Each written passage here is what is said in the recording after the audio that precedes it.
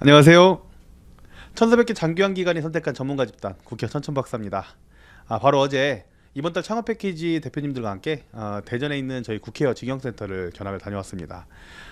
이제 같이 가셨던 AB 대표님들이죠. AB 대표님들은 질문도 굉장히 많이 하시고 뭐 하나라도 더 배우려고 꼼꼼히 메모하시고 또 촬영하시던 모습들이 아직도 눈에 선하는데요. 이번에 이 영상을 찍게 된 이유는 뭐냐면 그 안에서 우리가 이제 견학 중에 실제 이제 어르신들 운영하시는 원장님이 계실 거 아니에요. 원장님하고 이런 어떤 질문이나 답을 하는 그런 시간들을 드렸는데 이 굿데이케어 센터 원장님한테 했던 질문 중에 기억에 남는 부분이 있어서 여러분한테 한번 나눠보려고 이 영상을 찍게 됐습니다. 어떤 질문이었냐면 과연 원장님 8년 동안 센터를 운영하시면서 가장 행복했던 순간이 뭐냐, 그리고 가장 힘들었던 순간이 무엇이었냐 라고 우리 그 예비 대표님 한 분이 질문을 주셨어요. 근데 이 이야기가 주간보호센터 창업하신 대표님들한테 꼭 필요한 이야기라고 생각을 해서 영상을 찍게 된 겁니다. 제일 행복하고 보람된 순간은 뭐라고 말씀하셨냐면, 어르신이 변하지 않을 것 같았는데 계속 어르신한테 그 예정을 쏟고 도움을 드리고 하다 보니까 고맙다, 가족도 이렇게 안 해주는데 이렇게 표현을 해주실 때 가장 행복했다고 이렇게 이야기를 하셨어요. 진짜 그때 저도 이제 들어보니까 센터장님의 진심이 굉장히 느껴졌고요. 8년 동안 수많은 어르신들을 모셨지만 이런 순간들이 가장 기억에 남는다고 다른 직원들도 그렇게 생각을 한다고 합니다.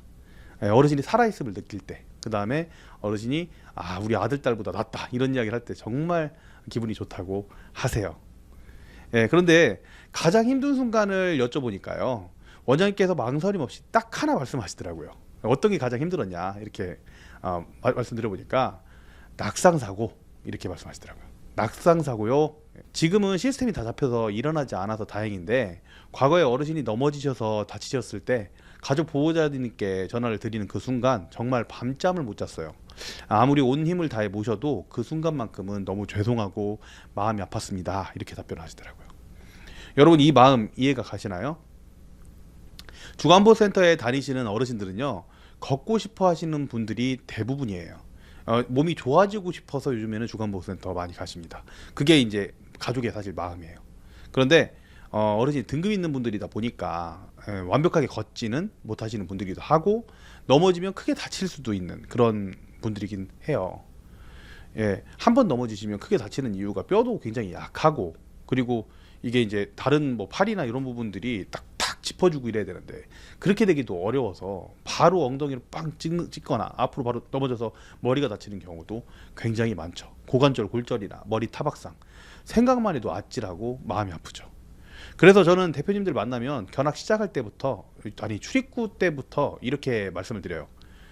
대표님, 넘어지면 1000만 원? 농담처럼 들리시죠? 근데 이거 진짜예요. 실제로 어르신이 센터에서 넘어지면요, 고관절 수술비가 평균 500만 원, 입원 재활비가 한 300만 원, 그리고 매번 그 이후에 계속 입원하고 이런 것까지 생각을 해서 배상 보상까지 합치면 1회 낙상에 최소 1000만 원이 지출됩니다. 그런데 천천 박사님, 1000만 원이면 금액이 크긴 한데 보험으로 처리하면 되는 거 아닌가요? 이렇게 이제 이야기를 하실 텐데요. 맞아요. 배상적인 보험으로 처리는 가능합니다. 그런데 진짜 문제는 돈뿐만이 아닙니다. 낙상 사고가 일어나면요, 세 가지가 무너집니다. 첫 번째, 센터의 평판입니다.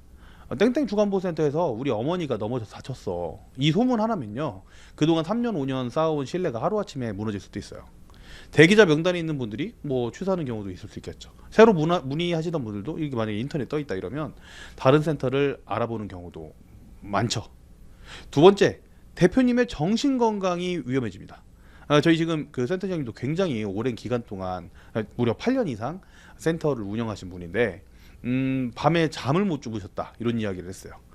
내가 뭘 놓쳤을까, 좀 더 조심했어야 되는데 이거 내 탓인가, 이런 생각들이 끊임없이 머릿속을 맴돕니다. 센터 운영을 계속 해야 되는데 마음의 짐은 점점 더 무거워지죠.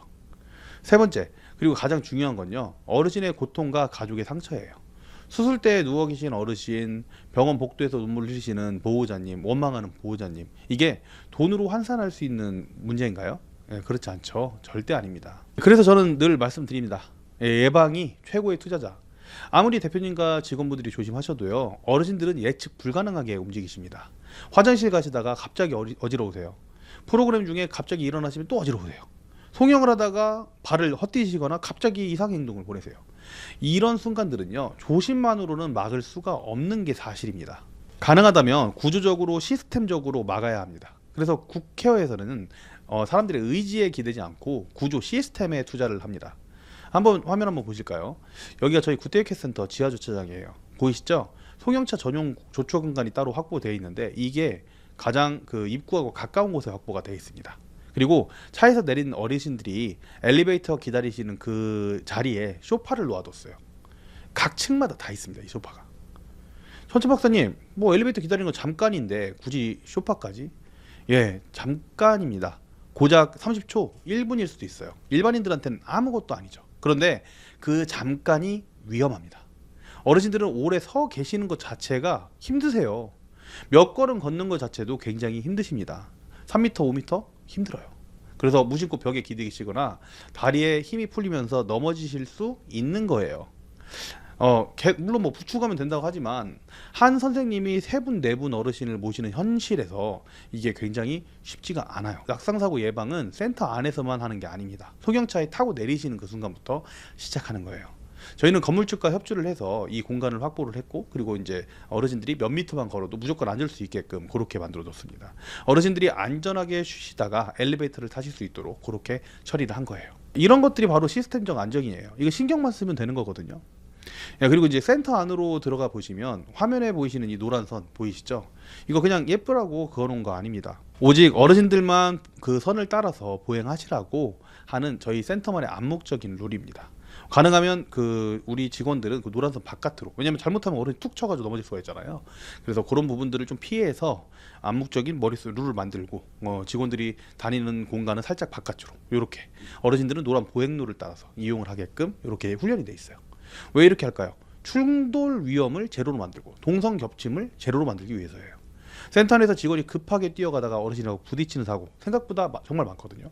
어르신이 일어나다가 부딪혀서 넘어지는 사고 정말 많거든요. 그래서 이런 부분들을 잘 고민을 해가지고 낙상사고를 낮출 수 있도록 시스템적으로 예방을 해야 됩니다. 특히 식사 시간이나 프로그램 전환 시간에는 직원들이 굉장히 바빠요. 그때 어르신과 직원의 동선이 겹치면 사고가 나는 거죠. 구획 설계도 잘 해놔야 되고 이런 안전 시스템도 굉장히 잘 해야 되는 거예요. 그래서 저희는 아예 물리적으로 동선을 분리했어요. 이 노란 보행로 하나로 지난 3년간 동선으로 겹침으로 인한 사고가 단 한 건도 없었습니다. 그 다음에 이제 안전 손잡이 보세요. 사진 한번 올려드릴게요. 화면 여기저기 안전손잡이들이 보이시죠? 노유자 시설 법적 기준에 이 실제 노유자 시설이라고 하죠. 노유자 시설을 바꿀 때 복도와 화장실 이런 데에는 기본적으로 손잡이를 설치하라고 나와 있어요. 그러니까 오픈할 때부터 원래 법적 기준이라는 게 원래 있는 거죠. 안전손잡이 같은 경우에. 그런데요, 그것만으로는 부족하다고 생각합니다. 법적 기준은 최소한의 기준인 거고요. 최우수 기간은 최선을 추구하기 때문입니다. 사고를 막기 위해서도 최선을 추구해야 합니다. 그래서 프로그램 심 입구에도 손잡이를 추가 설치했고, 세면대 옆에도 손잡이를 추가로 설치했고, 실제 어르신들이 넘어질 만한 곳들은 돈이 들어가도 추가적으로 설치를 했습니다. 심지어 소파 옆에도 손잡이를 설치해서 일어나기 쉽게끔 그렇게 만들어 놨습니다. 천천 박사님, 소파 옆까지? 그건 좀 과한 거 아닌가요? 예, 과하다고 생각하실 수 있어요. 그런데 어르신들 앉았다 일어날 때 좀 위험합니다. 그래서 그런 부분들, 위험한 위치들이 딱 보이면, 요거는 처음부터 할 수 있는 게 아니에요. 이 실제 서비스를 제공하다 보면은 위험하다고 느끼는 곳에서는 안전손잡이를 설치하는 게 굉장히 중요하거든요. 앉았다 일어나는 그 동작 자체가 정말 힘든 일이니까 이런 말씀을 드리는 거예요. 손잡이 하나만 있어도 훨씬 안전하게 일어나실 수 있고, 어디 가다가 갑자기 힘 빠질 만한 곳들에 안전손잡이가 있으면 그거 가지고 낙상 위험을 엄청나게 줄일 수가 있죠. 저희가 생각을 할 때 이렇게 생각하시면 돼요. 어르신이 손을 뻗으실 만한 모든 곳에 손잡이를 놓는다. 이게 국회가 생각하는 안전이에요. 정리를 해볼까요? 지하주차장 소파도, 노란 보행로도, 법규의 추가 손잡이도, 욕실, 화장실 미끄럼 방지 패드도, 그리고 낮은 세면대도, 이게 전부 다 단 하나의 이유예요. 어르신 낙상사고 예방. 이게 저희 국회와 설계 철학이자 존재 이유예요. 어르신들의 건강과 안전을 위한 가치와 개념인 거죠. 가장 즐거운 일은 어르신은 살아있게 만드는 거. 그래서 살아있음을 느끼게 만들고 우리 행복하게 만드는 거. 가장 슬픈 일은 뭐예요? 낙상이잖아요. 사고 나는 거. 이런 것들을 좀 어느 정도 맞춰주시면 좋겠다. 대표님, 이쯤에서 솔직하게 여쭤볼게요. 혹시 이런 생각들 해요? 천천 박사님, 말씀은 다 알겠어요. 그런데 비용이 부담됩니다. 법적 기준만 맞추면 되는 거지 뭐 추가 설치하면 되는 거 아니에요?